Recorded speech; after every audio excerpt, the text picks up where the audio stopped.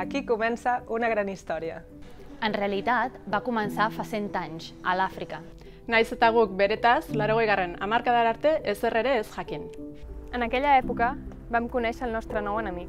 No sabíem on era, ni tan sols què era. Així que no podíem buscar-lo ni poner-li un nombre. Però la gent es moria, al principi als Estats Units i després a altres països. Es va estendre pel món sencer. Personas aparentemente sanas, de repente, desarrollaban una enfermedad poco frecuente y morían. Era com si el seu sistema immunitari hagués perdut la força. Va ser el 1983 quan científics de l'Institut Pasteur varen descobrir que l'enemic era un virus. VIH el van anomenar. Virus de la inmunodeficiencia humana, porque convertia el sistema immunitario en un mecanisme deficient, incapaç de lluitar contra qualsevol patogen. La malaltia que causava era la sida. La síndrome d'immunodeficiencia adquirida. Tot i que ja sabíem qui era l'enemic, lo que no sabíamos al principio era cómo combatirlo. El virus atacava a tots per igual. L'actor Rock Hudson va morir a mitjans dels 80. En in de begin van de jaren 90 is Freddie Mercury ook aan dood gegaan. El lazo rojo se convirtió en un símbolo de la lucha contra la malaltia y el estigma. Nosotros aparecimos en esa època.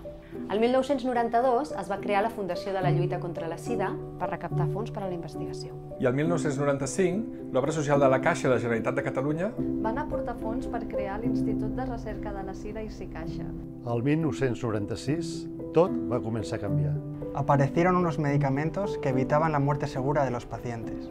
Un any després, les morts per sida van començar a disminuir per primera vegada des de l'inici de la pandèmia. Con el tiempo, los fármacos se han vuelto más eficaces, menos tóxicos i la mortalitat disminueix any rere any. A IRSI-Caixa i la Fundació de Lluita contra la Sida portem més de 20 anys buscant estratègies per combatre el VIH.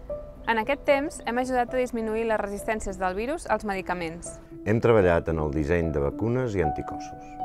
Hemos descubierto cómo entra el virus a las células para infectarlas. Hem observat com evoluciona dins del nostre organisme. Hem investigat malalties relacionades amb el VIH, com l'hepatitis C.